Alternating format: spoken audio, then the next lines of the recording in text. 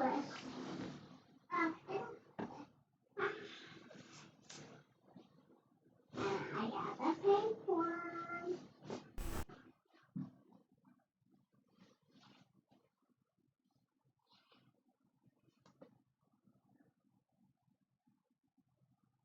title of today's Dharma talk is Dogen's Enlightenment. Dogen was the founder of the Soto lineage of Buddhism in Japan in the 13th century after he went to China.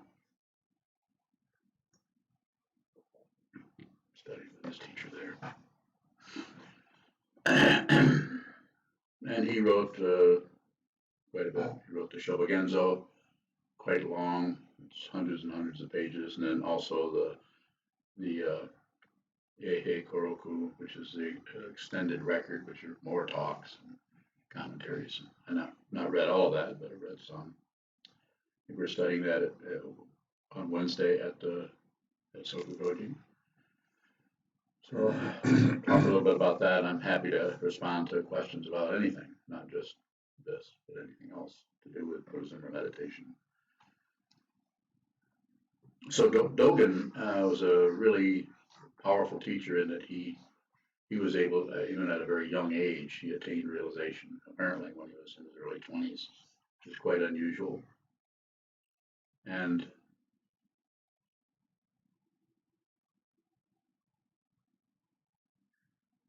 one of the ways that he talked about enlightenment, delusion, the whole idea of the path, was to say that one of the things he said is helpful if you contemplate it for a while, that Buddhas are enlightened about the delusion, but sentient beings are deluded about enlightenment. So in other words, someone who is caught in the wheel of samsara as an apparent individual entity grasps, rejects, accepts, refuses, and basically is on some kind of, even a low level of warfare with everything, trying to build up, substantiate, protect, encourage, advance an idea of themselves as a separate being. Whereas Buddhas don't do that.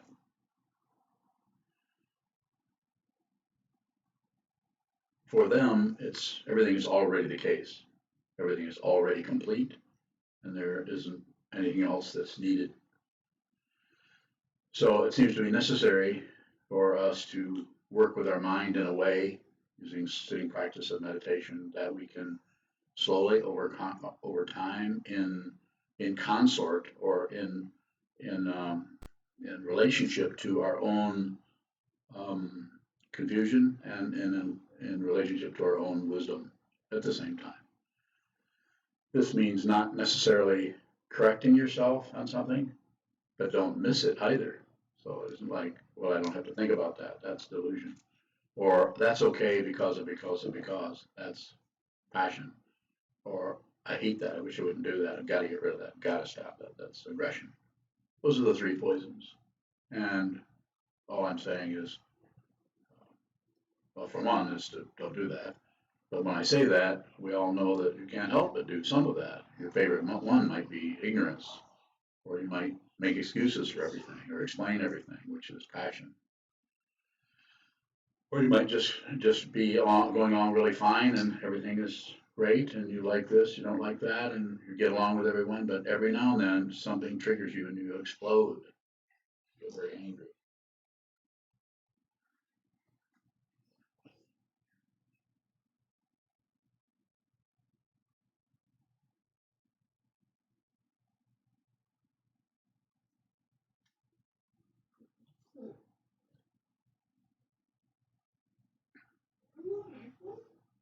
So the idea there that Dogen talks about in Shobogenzo and other places is one of the very simple idea that you can actually contemplate yourself and about your life and about how you personally function, because each person in here has their own. We're not all sitting in a monastery like he was in the 13th century.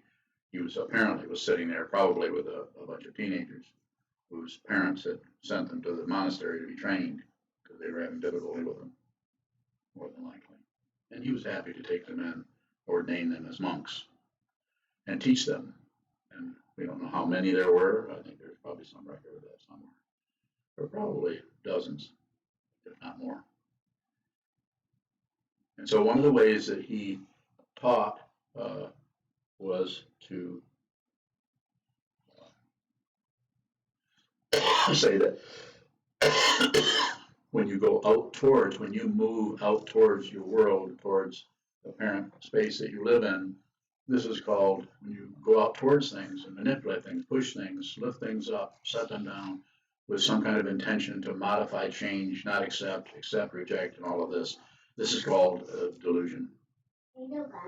But when you sit back, I'm not talking about fall over or go to sleep, but when you hold your seat and you allow the world in the form of everything, including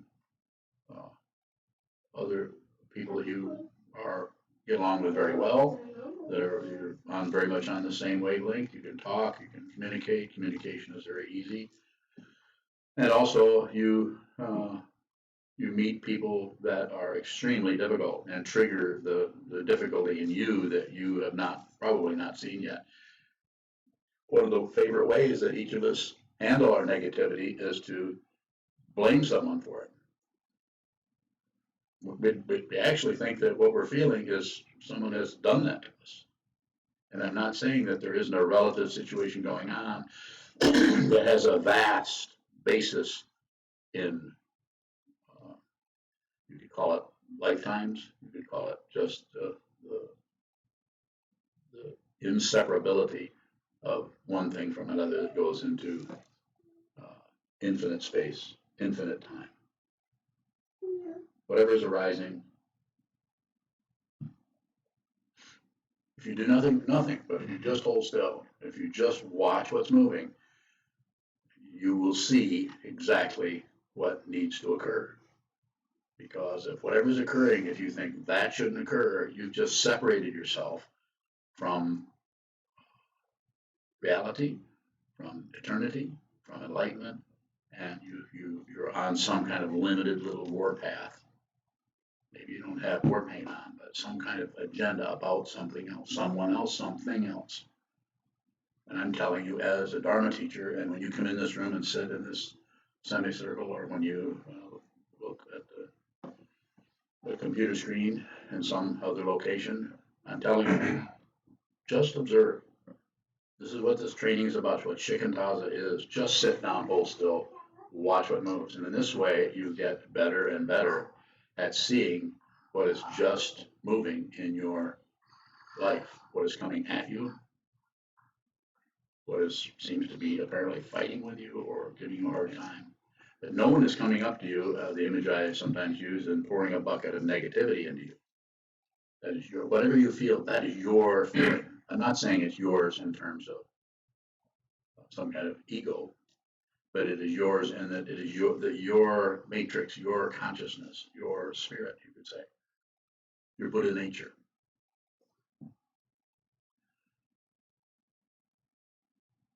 So again, going out towards some kind of an agenda, it's not that you can't take out the trash, do the dishes, mow the lawn, start a business. But the basic understanding needs to be, as you're doing that, everything that is happening should be received, not necessarily pushed over another direction because it wasn't going along with your apparent agenda. When I say don't plan, or plan, I say, how do you know it's a plan? Because it doesn't work. Well, you have to change just about everything we plan. We have to change it somewhere, sometime. 10 minutes, 20 minutes, 3 days. And so this doesn't mean don't plan at all. It means that keep that planning situation to what just arises and comes toward you. You're sitting, you need to do something else is in mind. And if you'll notice, if you hold your seat, that the plan, whatever maybe you could call it a plan or not, starts to show up as it's almost like a roadmap or something appears in front of you. Especially if you don't strategize. As soon as you start strategizing, all of your vision comes down to what? Comes down to focusing on that. And what is focusing on that? It's ignoring everything else. The very nature of consciousness is on receive, unless you start to get frightened or hopeful. Hope and fear are, and I'm not just the only one who's saying this, but in the tradition going back way before this person appeared, are the referred to as the are bandits. They steal your wisdom mind. Because you start to get hopeful, you abandon your wisdom mind. You start to get fearful, you abandon your wisdom mind, that which sees clearly. One of the teachings that Dogen talks about is a Genjokoan, or actualizing the fundamental point. What is the fundamental point? My way of saying it, he didn't say this that I know of. As I said, I didn't read everything he wrote. But nothing is separate. And if you see that nothing is separate, it doesn't mean everything is one. I'm not saying everything is smushed together. When you see nothing is separate, then you see how incredibly separated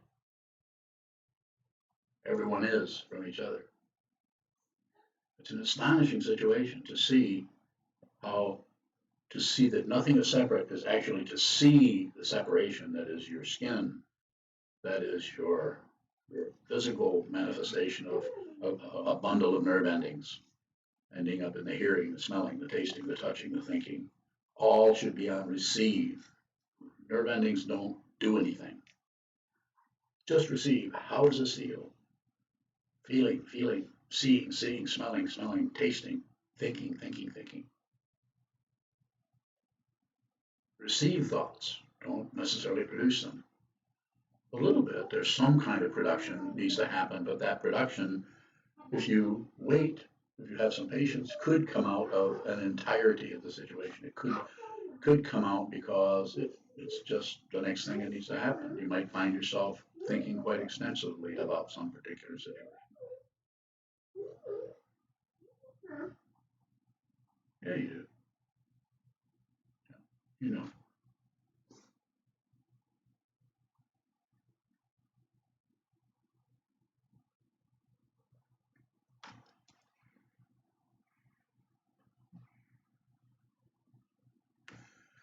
So, if you have questions about this, I'd be happy to respond. Or yes, go ahead. When you talk about waiting for the world, allowing the world to come to us, but in terms of codependent arising, I feel myself moving when I'm waiting for the world to come. So, okay. What does in terms of watching what moves, what does waiting for the world to come to you actually look like? It may start as waiting, but it's not like waiting waiting where you're going. Not like being in the doctor's office and your appointment's at 2:00 and it's pushing 3:00 and you're starting to think about the staff, you're starting to think about the doctor, him or herself or themselves. You start to get into some kind of strategy or analysis or interpretation about that. So it's not exactly waiting. It's waiting, but it's not waiting for something. It's just holding still. So I'm not sure if I'm responding as directly to your question as you would like. If you'd like a more direct response, then paraphrase yourself. When you said it, what I noticed was my movement out to go towards the world. And stop. Watching the movement is what should happen. If you just watch the movement, if you try to correct it, then you've actually misunderstood. So just watch the movement. That's very hard to do because if you're just watching, if you're all about awareness of what is occurring, of what is in motion, then the self-centeredness that has not been examined, that has not been seen through, the me feeling that you still think is somebody, you still think can be threatened, that you still think can succeed or fail, then that starts to vibrate and you start to get a little uneasy, and then we want to modify something. So let's go ahead. With that word vibration, you talk about that resonance where this happens and this happens, yes. And they seem to happen simultaneously. Yes. I would like more clarity as to how to observe the world moving without shutting down and how I'm moving towards the world.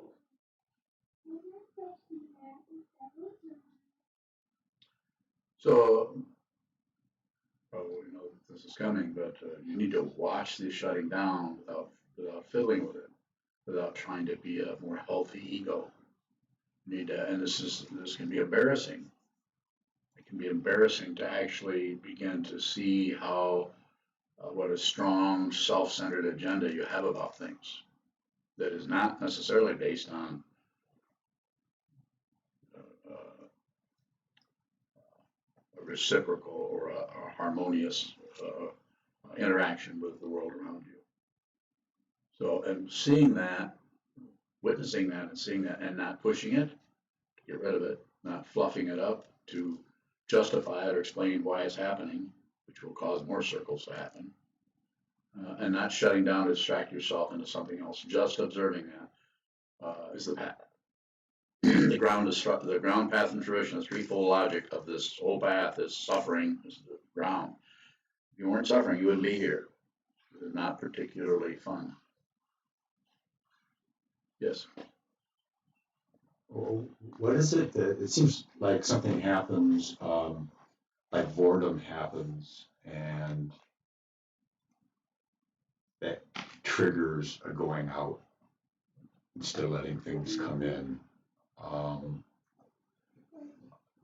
It's like a response almost to, well, I feel like I'm allowing things to come in, and then boredom comes, and that seems to trigger going out.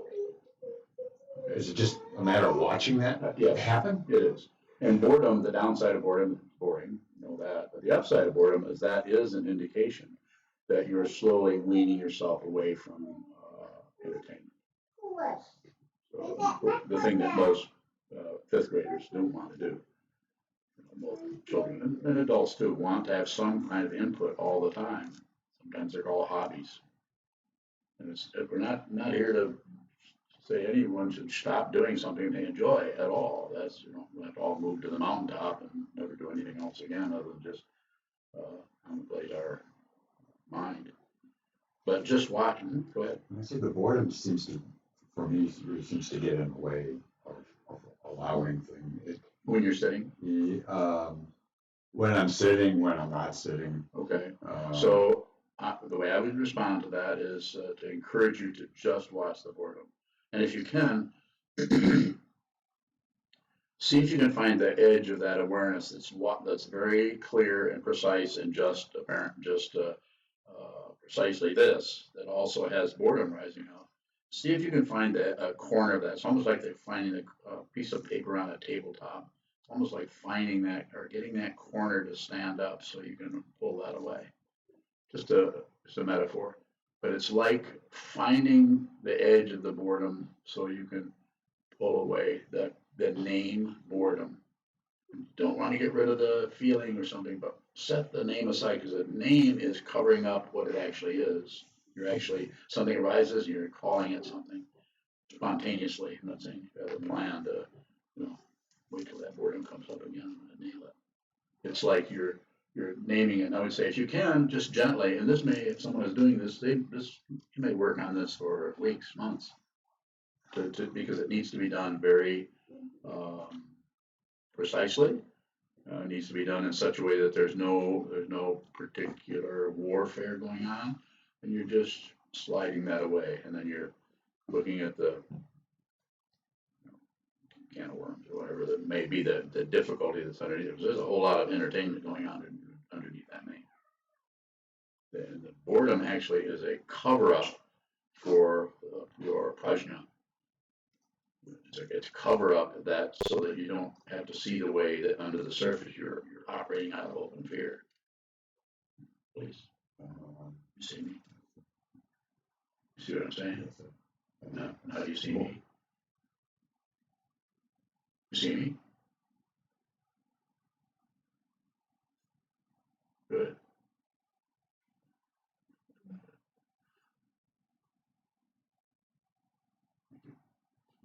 Thank you. Further question on that? Yes. So after you answered my question, I felt how the world is moving out of me, I'm thinking of Yogacara. I'm confused as to what it's pointing to when it's pointing to the world moving towards me. I feel a self-centeredness about that. You just this what it is put everything on receive. In other words, the two ways I talk about generosity are giving and receiving, but I don't talk about it in the way it's talked about in Atisha's 7 Points of Mind Training or the Shanti Deva.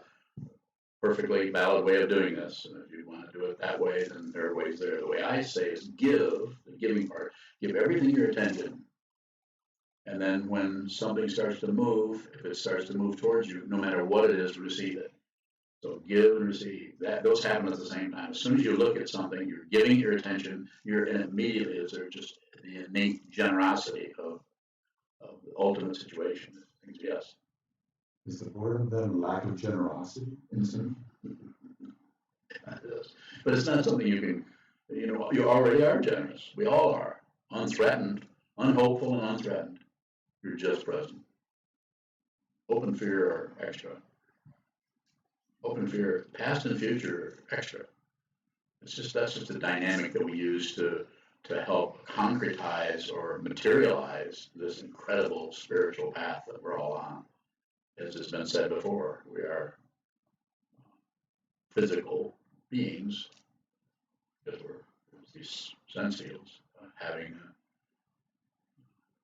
a spiritual experience, and we are also spiritual beings having a physical experience. And so, however you want to work either way, yes. How do you know that? I don't know it. It's not knowledge. It's not knowledge in the general sense of information. I see it. It's like I see you. That's how do I know you're sitting there? I see you. Good question. Keep coming. If it's relative knowledge, it can disappear. If it's relative knowledge, it can be you can disagree with it. You can actually argue with it. But, try to argue with me about anything. I sometimes say in a way, come get me. I'm not saying deliberately be mean, because if you I can tell what you're up to. You're deliberately mean, you can be deliberately mean back. But when I say come and get me, I mean, ask me questions that are coming out of your understanding of what this is and the way you are dealing with hope and fear, suffering, and just anything that's so different with each person. I talk to everyone here a little bit, some people a lot, and the confusion has to be seen. I can sit and watch what is happening with you, and I wait for an opportunity to see if I have some permission. Because if I don't have permission, then there's just a wall.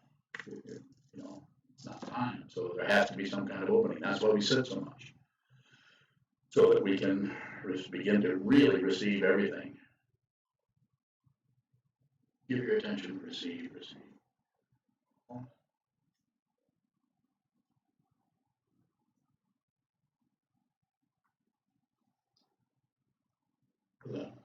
What do you mean by what is spiritual? Hmm? What do you mean by spiritual? Ultimate nature. Doesn't come, doesn't go. It hasn't been born, can't die. It's space and time are illusions. And that's available now. You don't have to go to a mountaintop.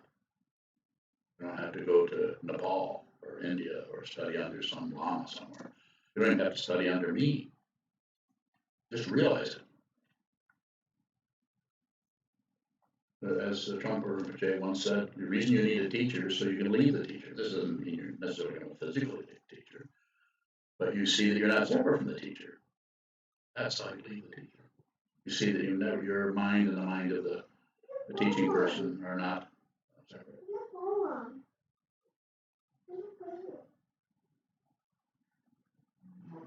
Yeah. Spiritual isn't a word that's unique to Buddhism. And some people say they're spiritual but not religious. So what is a spirituality that's common to different religious traditions or spiritual? Well, quite often it's based on the contrast. Buddhism is not that case, and mostly some areas where it may be, but it's built on heaven and hell. You need to go to heaven. You don't want to go to hell. So it's built on strong polarity because it's an acknowledgement that there's life and then there's death. So, my gosh, what's going to happen when we die? We see that as two different things. But someone who is awake, or as we're talking about, enlightened, and clear about what this is not another state. It's this state. They're fearless because nothing can. Not that the body can't collapse, but you're not going anywhere. Who you actually are, it doesn't come into manifestation, can't pass out of manifestation. So it's always the case. And this is what Genjokoan, or actualizing the fundamental point, means. See what this is, fundamentally, below or within or as anything that's arising. A little bit of a tangent with the same word. What? It seems like there's so many people that use the word spiritual, and you could be talking apples and oranges. So how, as Buddhists, how Don't talk about it. Don't use. Listen. Give everything, everyone, especially the people that say how spiritual they are. Quite often they're full of shit. And I don't mean that critically. I mean it descriptively. A big difference. I'm not saying they're evil, bad, anything. I'm just saying they're just full of themselves, and they're so full of themselves they don't know what to do with it, so they invent stuff to lecture you about or tell you about. And we as practitioners and meditators who are trying to understand the fundamental nature of what this reality is and what the rest of the reality is, need to give them our attention and receive whatever's coming. This doesn't mean let them push you over or take your freedom away, lock you up or something. So I'm sure you all have noticed that people talk about that in different ways. There are people in some more theistic religious situations who actually they think they know the truth. They've got some kind of handle on everything. And okay, there are some Buddhists that feel that way, and they're also full of that same dark matter. What is it to receive? Don't object. So it's receiving and receiving and receiving. That's the path. Giving your attention is the path. Receiving is the path. But when nothing is separate anymore, then there's nothing to give, nothing to receive. There isn't anyone but you. There isn't anyone but them. Or there isn't anything but this, as it is. Sometimes called suchness, sometimes called actualizing the fundamental point, Genjokoan, sometimes called Tathagata, and all of the other fancy words that down through the centuries, people who have understood something about this, quite often give it a name. Sometimes the name enlightenment is just a name, yes. How does giving and receiving lead to no separation? Giving your attention and receiving, and then also training your mind to be clear about that, to be as clear as possible about whatever you're receiving, so you eventually will see that what you're receiving is just yourself. You're not separate. This is an incredibly vast spiritual dimension that is showing up in this real fine layer of reality called physical form. But and you can't know it as knowledge. If you know it as knowledge, then everything collapses down into philosophy or psychology or any kind of mundane, no matter how elevated, how many PhDs there are stacked up. So yes. What kind of knowing is it?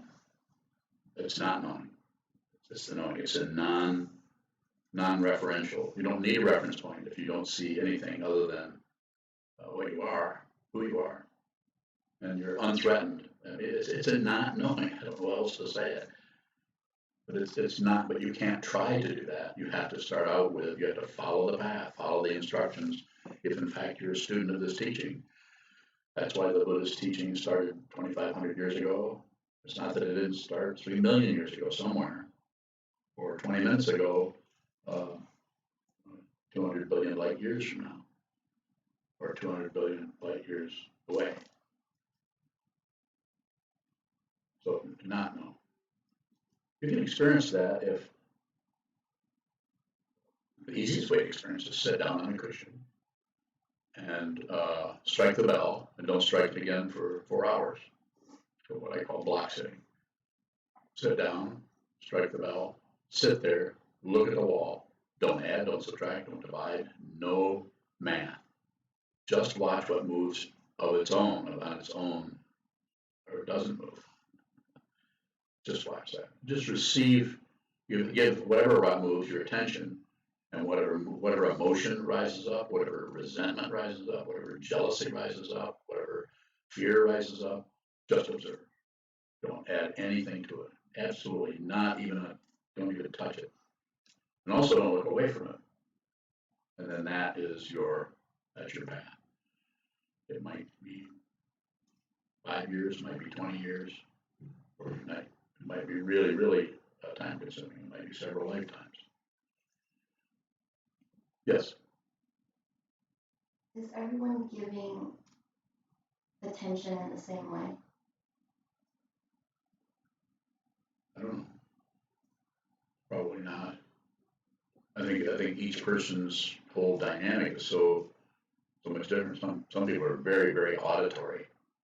They can't. Some people don't have really strong, let's say, ability to actually visualize something, to see something in their imagination. But if it's to do with sound, they're all about that. They understand it, and they can not always receive it. They can reproduce it. Sometimes they're called musicians, and sometimes not. Yes.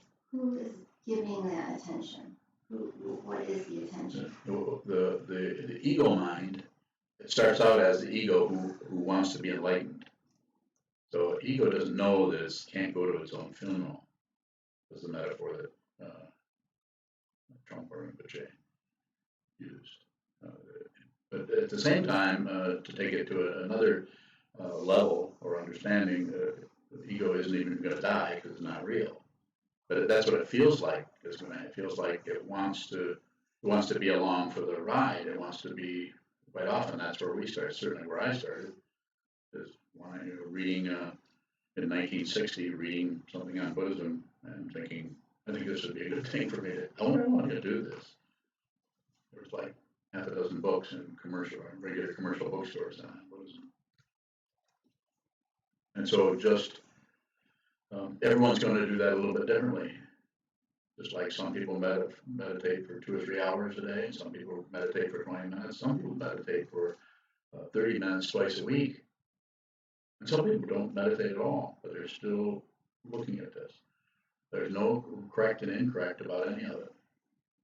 People are just doing what they need to do in their situation. With me, encouraging them to keep going. More. Is giving something your attention free will? What do you mean by free will? What do you mean by free? Or what do you mean by will? Aren't you a communicator? Or do you have a PhD in communication? Tell me what those are.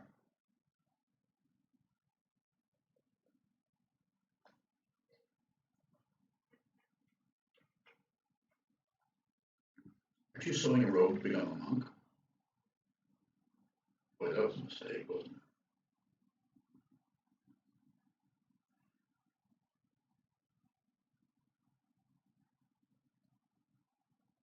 What is free?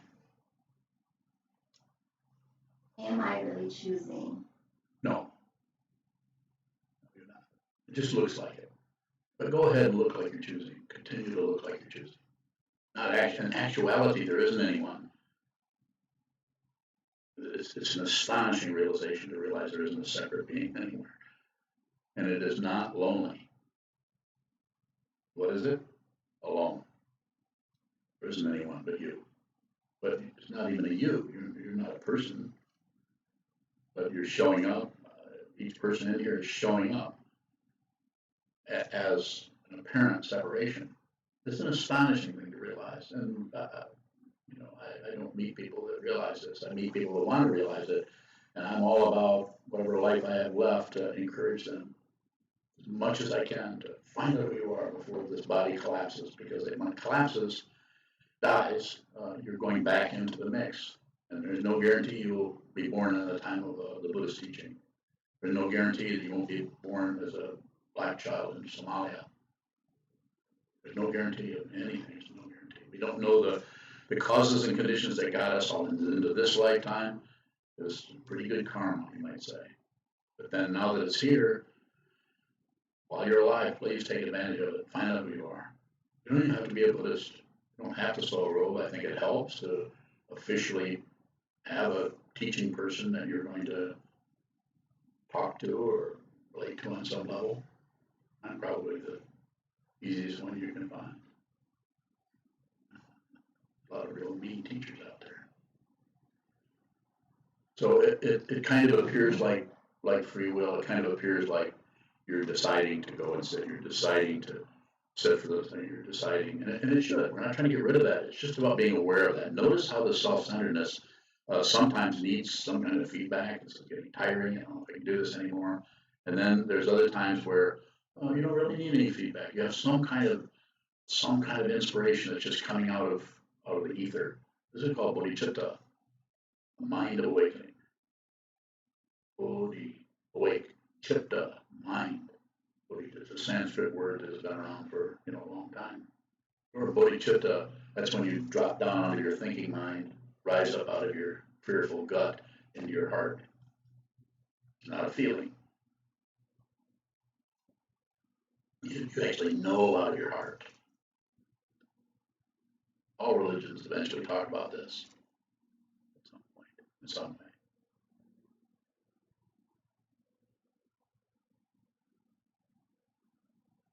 Are you with me? Further question? Yes. You say the mind of the student and the mind of the teacher are the same. Is the sameness that spaciousness you talked about outside the thin layer of reality we live in? Is that the mind? Paraphrase your question.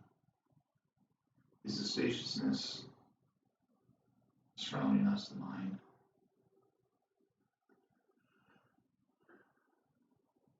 Spaciousness is the mind, but it's not necessarily surrounding anything.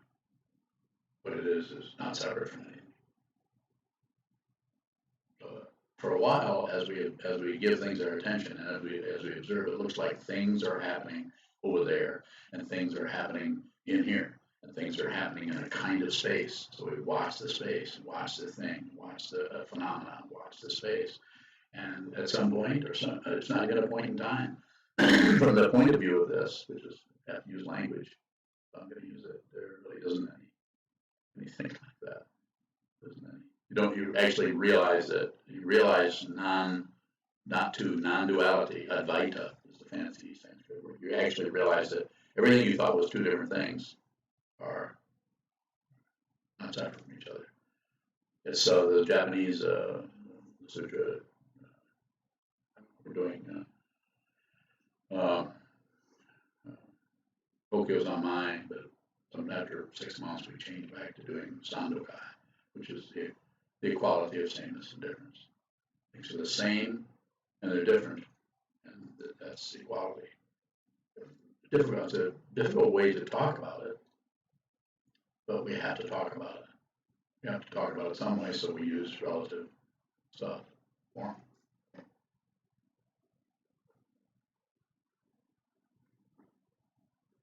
The minds are not separate. And There really isn't. Separate, it's not separate. But it's also not one. Because if you say it's one, as soon as you say it's one, then there's someone saying it's one. And then there's the oneness that has to be somewhere. And so it's in the middle of something that's not one. So you set up a duality. So don't claim anything. Is it possible to stay unreceived, to be in a state of giving once you open your mouth in conversation Yeah, you can still, and family and friends? yeah, So, still, yeah, you can get quite good at that. And how is that accomplished? well, it's accomplished by just repetition, continue to do it. But you'll notice the way as you do that, as you begin to receive, you'll notice your mind keeps adding on things to it. I like it, I don't like it, it's good, they shouldn't do that, they shouldn't talk that way. But I'm just going to receive little mini lectures in the background, back somewhere in the frontal lobe, probably. I'm just going to receive this. The lecture is extra.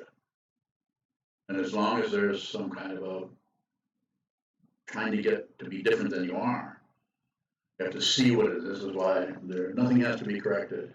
Sure, the hell feels like it, though, doesn't it?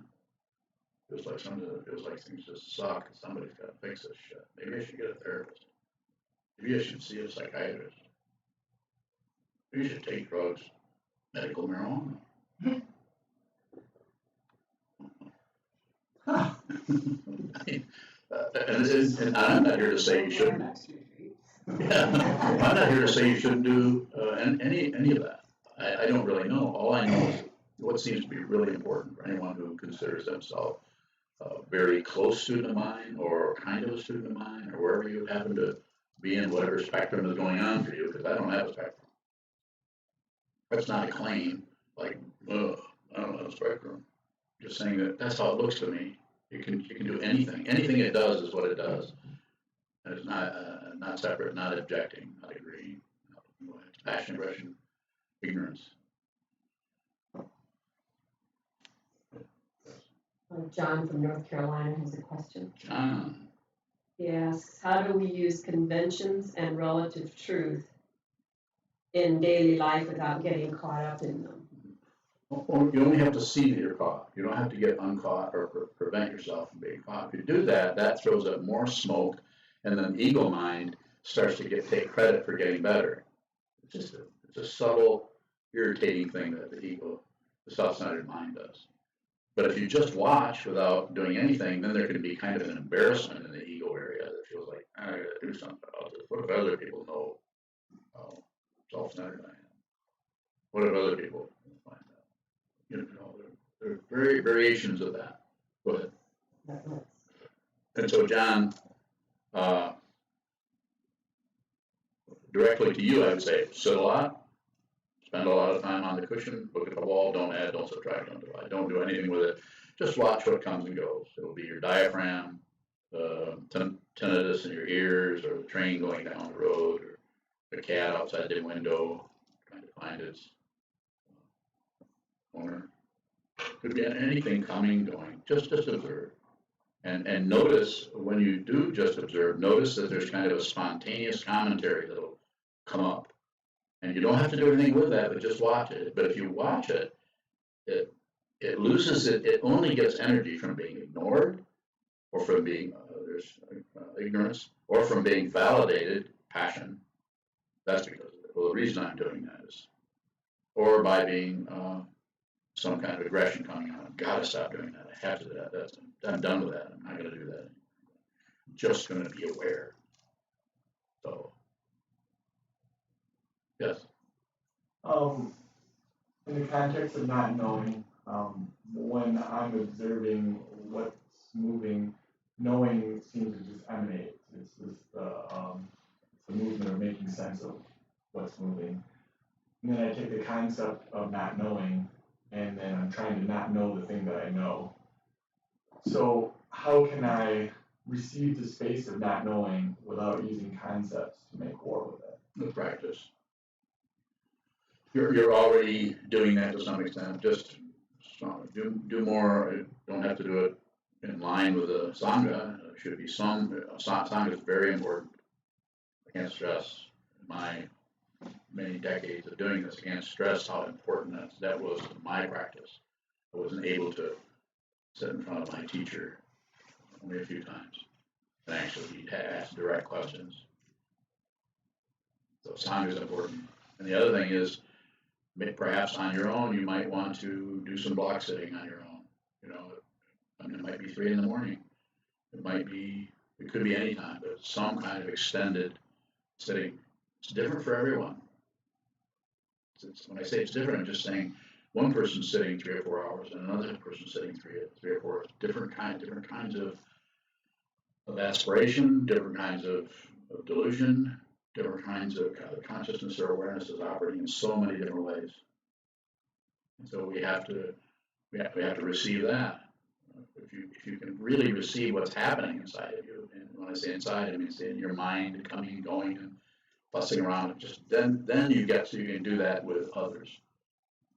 But if you haven't made friends here in this area here, if you haven't made friends with this, give yourself a break. You can spend the next 30 years just being upset with yourself, but not being able to do something else or be somebody else. We're going to have, as Trungpa Rinpoche once said in the shortest talk I ever heard him give, he came in, sat down in front of, I don't know how many of us were there, 30 or 40 people, 50, in Boulder. And he said, be genuine. He waited a long time, they said, be genuine. Then he got up and left. And everybody thought, talk the word. That's all he said. And I just made that up. He didn't do that at all. Yes. The difficulty for me is, well, one of the difficulties is I feel like I'm a very good friend of myself. And that, so when I see something that I know, I feel really good about it. And the not knowing is like, I go, okay, I'm the not knowing, but then there's that little voice that says, but you know.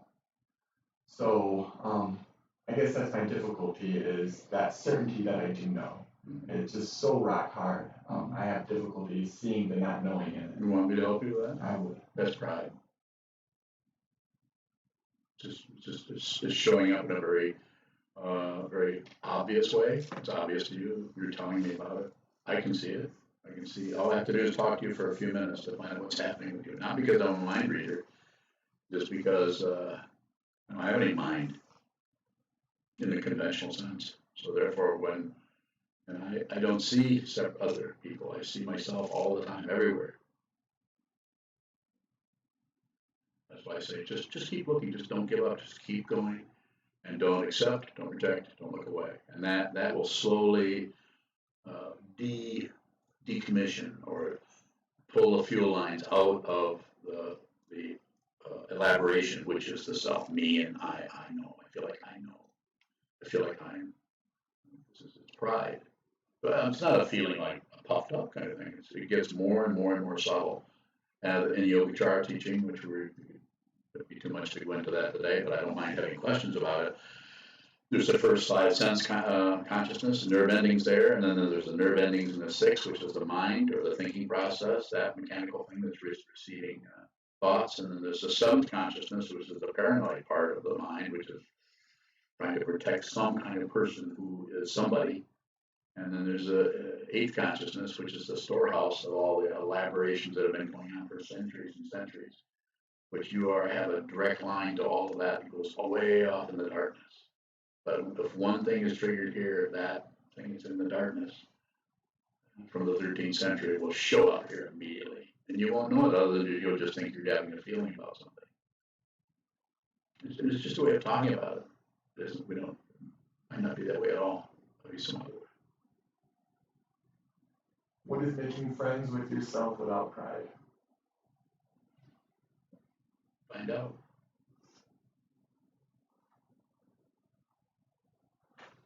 It's a very good question, and I hesitate to say too much about that because I really think that if you can ask that question in sincerity, which I think you are, I don't feel insincerity happening there at all.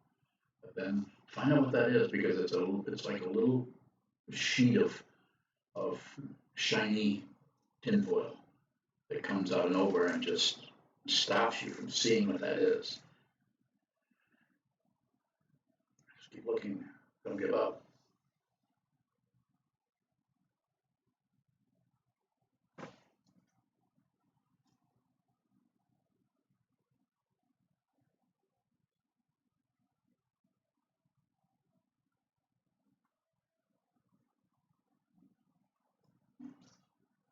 You often say don't do anything unless you have to. Isn't that great? I like to say that. You also, along those lines, don't move when it becomes choiceless. You're not. Yes, Um, been listening. and along the lines of just not knowing, walking around, and Yes, not settling on a set concept Sure. or perception. And the idea of being aware of what are you thinking about what I'm thinking, about what you're thinking. yes, I sometimes even do that about what I'm thinking about what I'm thinking about what I'm thinking. of course. That's called awareness. I find it absolutely paralyzing sometimes. I literally That's just called awareness. shuffling around. It's called awareness. It's called awareness. It's awareness. Continue to shuffle. Continue. Don't have a willingness to feel that way forever. This is lose the war. Lose this. This is an image you've heard me use before. I can't hardly do it because my wrist is sore. But it's like deep in our gut where there's hope and fear, where some kind of warfare going on. And we like one thing, we don't like something else, and we're at war. And I say, drop one fist. That just means to put your mind down there. You can't really control it, but you can kind of just one side. You can one side. I don't want to be too conceptual, but it's like there's some kind of maybe partial relaxation that happens there, where you say, hey, "Go ahead and punch me," kind of thing. And it will do that because of the momentum for a while, but it can't go for very long without opposition. You have to have opposition. You won't have a war. And of course, the ego mind will say, yeah, but you've got to fight back. You have to stand up for your rights. You have to. This is the delusion that's been going on for centuries, and even in our governments and so on, that's rising. And we have as they say, the tip of the iceberg right now. But it's not just that. It's all the things that have been going on to provide us with this insanity. It's going on in the 50s, going on with Harry Truman, it's going on with Dwight Eisenhower, all these people that Kennedy, pick any of them. There's not a sage in a lot of them. Even Abraham Lincoln was highly confused. So this is your opportunity. You have this life. You're here. You're Karen. You're here. You have a lot. You do things. You do this. You do that. You don't do these things, but you do this. You work here. You do this. You do all these things that you do. And then there's this situation that is stressful that you're trying to do something about, and it's frustrating. And I would say, just let it do that. When that feeling comes up like that, don't name it. Naming it is getting rid of it. But as soon as someone says I'm depressed, or as soon as someone says I'm suicidal, as soon as you say anything about your condition, you've actually abandoned what is happening and decided to use some kind of a lid for that jar with a title on it. So there's still things going on in the jar that miss your attention because you covered it up with a highly sophisticated form of ignorance called name form. So see that as an opportunity. The next time you're sitting, or the next time you're walking on the street, or at work, or doing something, you feel that kind of thing you described, which I have a visceral feeling of that when you talk about it. I'm just saying, just let it suck, with no plan to do anything about it. And in this way, because you haven't planned to do anything about it, this way, because nothing lasts, you will eventually see it'll start to show its backside to you. You'll be able to see the big structure of that because you're no longer at war with it. No longer at war, then you begin to use the image of war a little further. You begin to see all the troops. You see all the hidden areas of that whole situation that are giving you trouble. Yes. When you're enlightened, does the nature of the thoughts change? The way that this is the way that's traditionally talked about, it's like thoughts without a thinker. There's no one producing anything anymore, but no one's producing, I'm looking at the computer, I'm looking at people, I'm not particularly producing that. So, but I'm giving everything my attention, I'm receiving whatever's coming this way in terms of light, space, smell, touch, hearing, and same thing with thoughts. Thoughts just come, but they're not coming from someone. So in that way, even the most negative kind of thought or emotion, I'm not saying it doesn't feel like, whoa. Let me do that again. Whoa.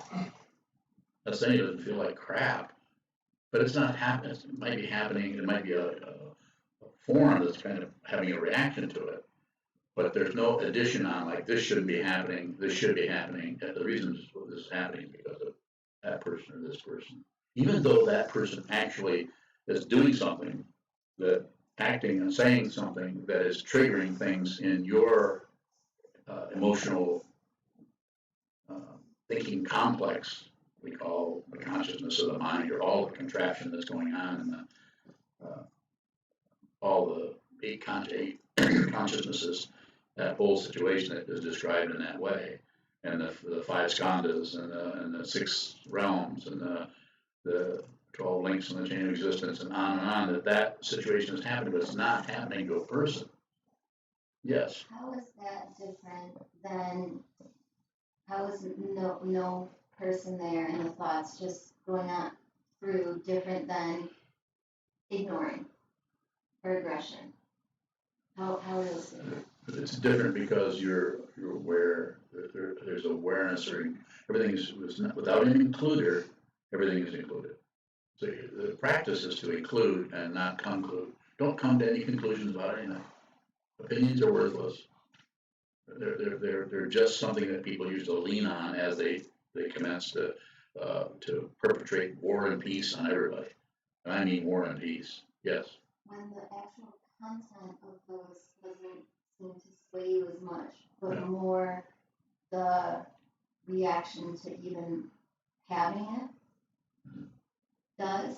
What do you do with that? Okay. You just said your awareness. Your awareness is abandoning what is happening in order to form it into words, and that will happen in that way until you see there's no one forming anything. There is no one to form. Things form, and this is why these vows are so important. People say, "Well, I'm not going to do that," and they shouldn't, unless you feel like you should do it. You're not ready for it. So that's why I don't sell anything to anyone. Yes. And then within that, there becomes a terror, a feeling of terror that arises with that loss of connection. Do nothing with that as well. Do nothing with it, but the terror is just you just getting close to the consciousness, the awareness is starting to see what is fundamentally real, which is not separate, and that's terrifying to ego. The self-centeredness wants to. I think we're going too far here. I have people occasionally, because I'm very in my own way. I think I'm actually softy, but I can be very aggressive with people and very invasive into people. But I don't do it unless they give me permission. But sometimes they really didn't give me permission. They want to be a person who gives permission. They haven't actually given me permission to help them. So therefore, they have some kind of thing going on. And sometimes if I go through that, or further than they think I should be going, then rather than actually witness the discomfort and the terror and see it as a teaching, as a dharma gate. I'm not taking anybody's money or crossing any boundary into anybody's territory at all. But people think that I am. Like you could take that terror and with a very slight switch. I'm not saying you will, but you could, and turn it into I'm doing this to you. I'm taking you down. This is a cult. I'm getting out of here. Could be done. And what I would say as you're functioning as your teacher, I would say, don't do anything with it. Don't get rid of it. Don't accept it. I don't never tell anybody to accept anything. You don't have to accept anything. Don't reject it. You don't have to reject anything. Don't look away from it. Nothing lasts. And the very terror that we're terrorized by, yeah, it actually starts to crinkle. It's like watching a piece of paper that the fire of awareness has touched that, and it just starts to go up in smoke. It's just like everything is an illusion. Everything is illusory.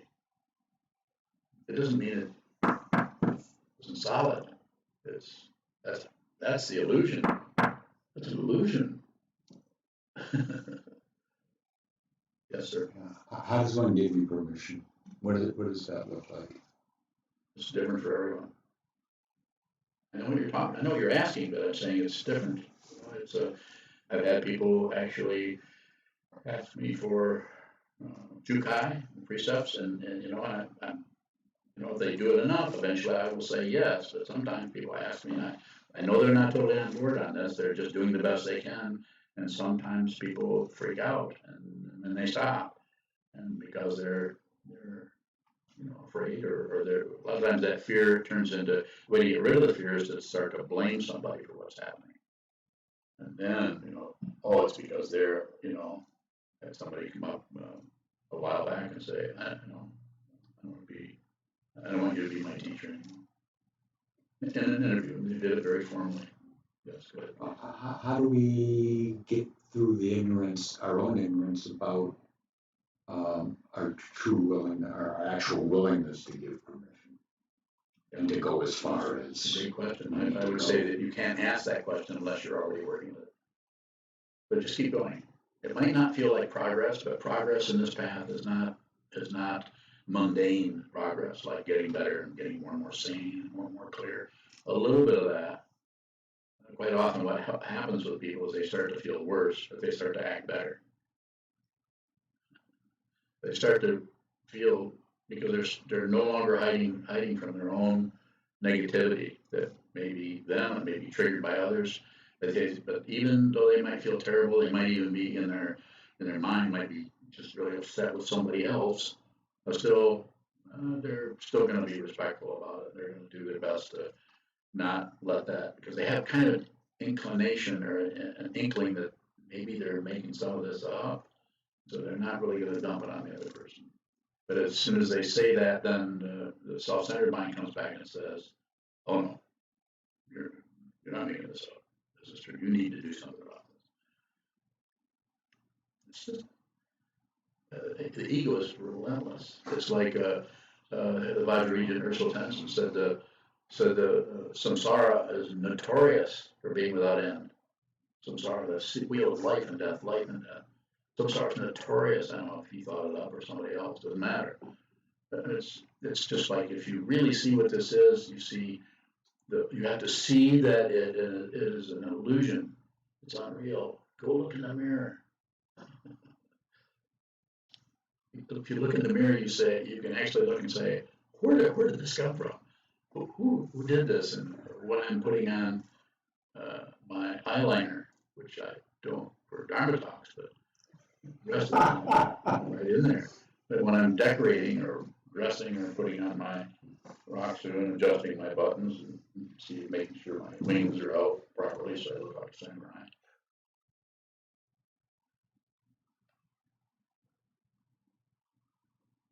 We're decorating empty space. We're actually moving things around in the emptiness. Some painters, some people who work with that, or musicians, some people who are working with that kind of auditory space have some kind of understanding about that they're able to take the phenomena that arises and move it around in such a way that it expresses the ultimate nature of the very physicality that is appearing. It's an astonishing thing. We were just there in New York looking at paintings that are just astonishing.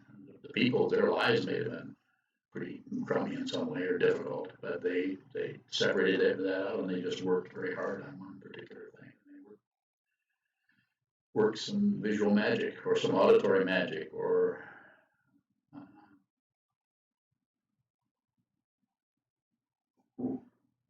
Back to the permission thing again.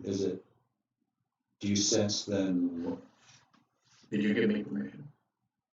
Yes or no? Yes. What else do you need to know? I mean, I just like with you or with Bunyo or Rushin or Gary or anyone else, I do my best, to meet each person where they're at. And it isn't like you're all monks in this monastery, and you have to do everything on a certain time. There's a certain schedule, and you better do it. You're told, kind of thing. No, we're in a situation where I have a Tibetan teacher and I have a Zen master that are both dead, and I learned something from both of them. And that's why this is kind of a hybrid thing, because I haven't gone anywhere. I spent all my time doing this, and so here we are in the middle of the Midwest, with very little of this happening, or some, but very little of it. So we just do the best we can. Do the best we can. I don't feel like correcting anyone. Everyone's doing what they need to do. Even the person I was saying that left a lot, he's doing. I feel kind of sad at him. I probably could have helped him. He had to stay around and take his medicine, so to speak. But he couldn't do it. And so I respect that. Not ready for this. And not that he did something wrong or he needs to go find another teacher or any of that. It doesn't matter what he does. But he was the best thing about it, appeared very clear. That has to do with his pride also. He came in, sat down, bowed, says, I can't be your student anymore. I said, give me the rock suit. I didn't have to ask him why or anything. I already knew what was happening with him. And he had it with him right there. He was going to ask for it. He handed the rock suit back to me. So it doesn't happen very often. But some people are, wired differently. And yes. Is it the ego that's asking permission? To begin with, of course it is. But there's some kind of the mind of enlightenment. There's bodhicitta. You wouldn't even be in this room if there weren't some kind of connection to this teaching that goes back way past this lifetime. Wouldn't be here. So you're here, but then how you work with what's here, how you're able to do this, is so different with each person. Some people I see all the time, I hear from all the time. Other people I hear from rarely, once in a while. There are people that I've met here that are 3 miles away. They're not here right now. I think about them. I don't forget anyone. I forget everything else all the time. But I don't forget people who have asked me to function as a teacher. So no matter where they're at, even the fellow who returned his rock suit, he's a student of mine too. He just doesn't know it. He'll know it when this person's gone and when he is challenged by his life, then you'll have some flashes of that. Karen? You were talking about how sometimes people, as they're doing their work, they have a little bit more, they might feel more wound up or confused, but they start acting. They recognize, oh, this might be more my problem than I can see right now, so I'm going to act as if. So if that's happening all the time and you're always re-examining yourself and not naming, i.e. not knowing, how can you be genuine? The question is great. The question tells me, just like Jim's question, it just tells me that you're looking in the right place, just like with Tayo's question. It tells me, and I'm not saying you're comfortable, but you're looking in the right place. And the only thing I would say to anyone in here, sit more. If you can find some time to find a way to trick yourself into it, coax yourself into it. Always sit right after you put your toothbrush back in the rack. That's you'll sit. So you tie it into something that happens every day. And it doesn't matter if you sit. Of course, I want you to sit for 4 or 5 hours. But in another sense, because everyone's so different, it doesn't matter. Some people are just going to do that. Some people sit a lot. Some people don't sit much. It's not a matter of well, nobody needs to really meditate. Yes, they do. If I could get you all to do it, where you couldn't, make you an offer you can't refuse. So mafioso, the Buddhist mafioso, and I'm Don Sokuzan. not really, but if I could, I would say, you want to know what you need to do? You need to come and live at the monastery. Come and live someplace where there's strong form, where there's 6.5 hours of scheduled sitting meditation every day.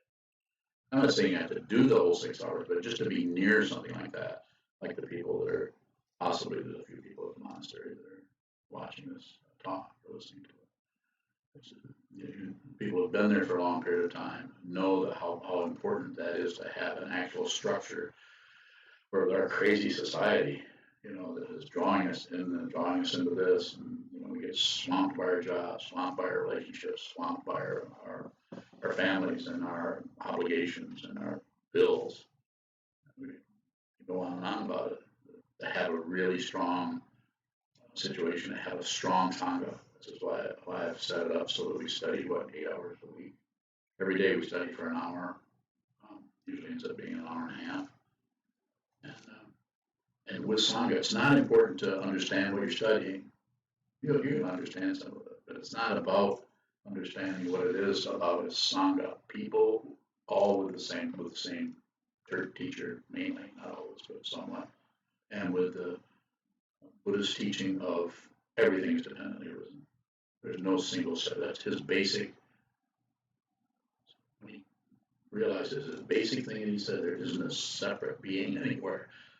And what he saw is everyone is awake. They just don't know it. He saw awakening. What an astonishing thing for a man 2,500 years ago in an ancient culture. And the culture, I have to say, actually what did have a spiritual dynamic to it. Ancient India, as it still does somewhat today. So there's nothing to correct. There's not that one person's a better practitioner. Even the person who gave back the rocks is still doing what he needs to do. If he's not ready for someone to mock him, which is what I did. And a few other people in the Sangha kind of did a little bit of that.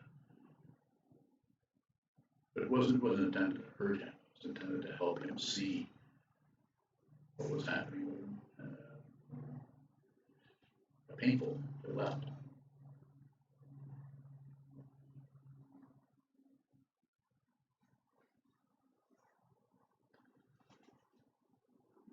Further questions?